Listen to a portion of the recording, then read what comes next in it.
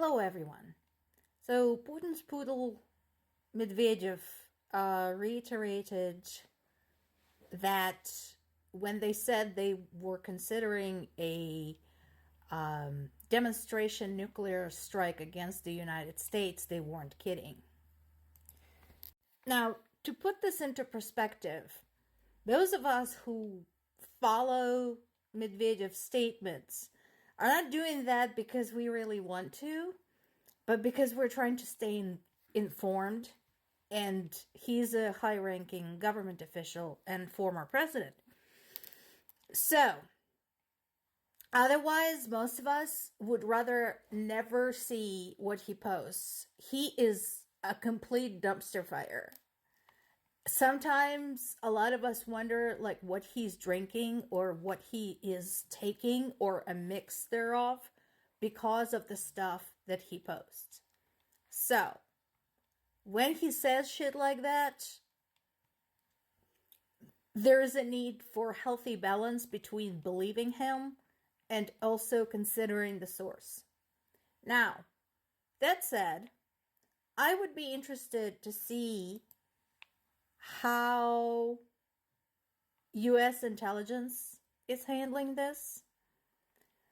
The reason being, we still have a high-ranking official of a country threatening a nuclear strike against another country. So, I don't know what international conventions are in place for that sort of thing. The only example we have that was even close was, of course, the Cuban nuclear strike, nuclear crisis. So I want to hear more from the experts, from people, who know the subject well and could shed some light on what is going on there. There's been more strikes against the city of Kharkiv. We already know that. And there's been more people killed and wounded. And we still don't know the exact death toll from the strike against the hardware store last weekend.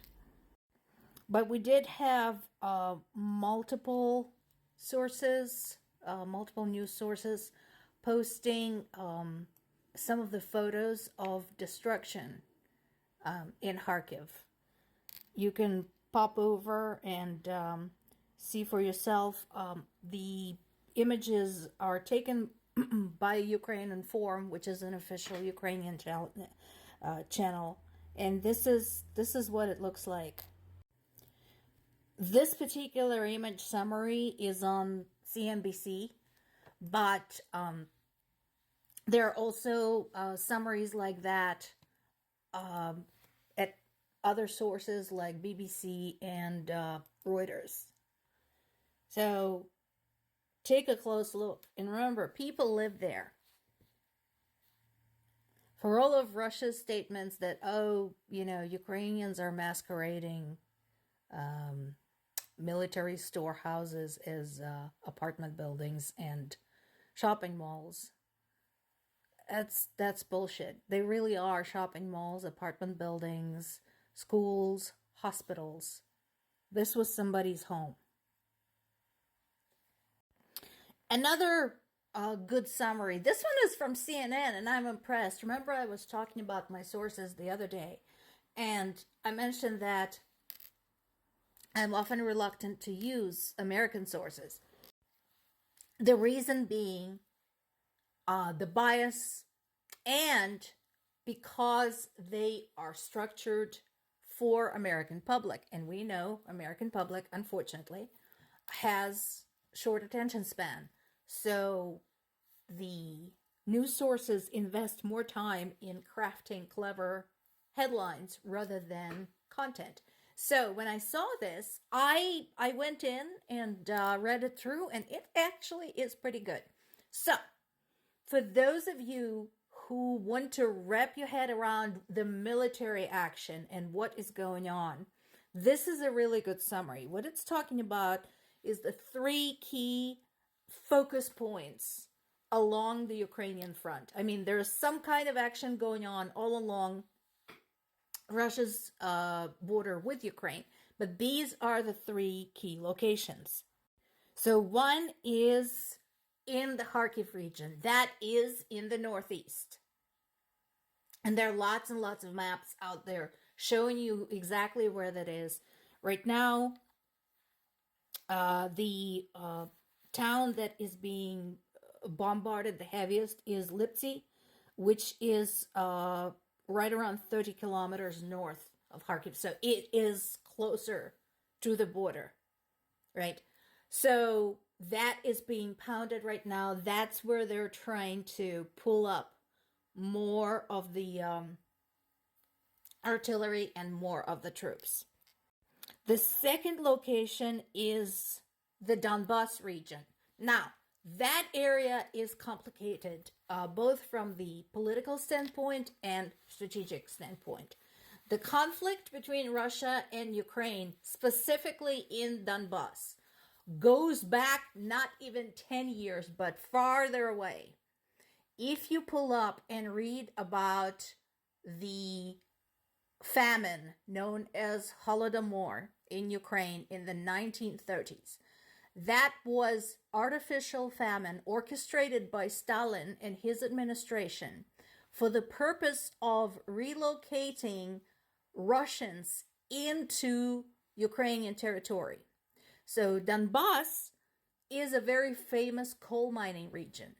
And what Russia wanted is what was in Donbas, which is the coal, but it didn't want to leave it to Ukrainians to get credit for it and to have that resource at the sort of at the disposal of Ukrainian Republic, which is what it was at the time. So they have initiated Holodomor. Majority of the population in that area died, and Russian government moved Russian convicts, sometimes with families, into that area. So since then, that has been a big point of contention between Russia and Ukraine, and it's kind of very radicalized. So Ukrainian sentiments in that area are very strong, and Russian sentiments in that area are very strong. So 10 years, Russia basically injected their militants into the area and started kind of a small civil war going on in that area. So it's a mess, and justifiably it is one of the hot points along the front lines. And then there is my native Zaporizhia region. Again, from the political and economic standpoint, from the historic standpoint, very important area, especially again for Ukrainian national identity. Again, read about the region. It has a huge, long, centuries old history. I mean, there's no way to tell it in 10 minutes. So pull it up. But that is another area that they're trying to initiate some movement. Right now, what we are seeing is very small, but that is not to say that there's no bigger plans for it. So this conversation continues. This is U.S. News again, not the greatest source, but I wanted to put this in here because, again, I'm not sure whose idea it was that China, of all the places, should be the mediator between Russia and Ukraine. Right now, China is complaining that organizing any sort of thing between those two is complicated. Oh, really? Why is that? Could it be because Russia is invading Ukraine and refusing to leave Ukrainian territory? But as I mentioned yesterday, the main problem with China is that when you want somebody to mediate some type of negotiations, especially in a very, very high risk, high impact situation like this, you want it to be somebody impartial to both parties. And China is anything but. China is in bed with Russia. It should not be the one to mediate this war.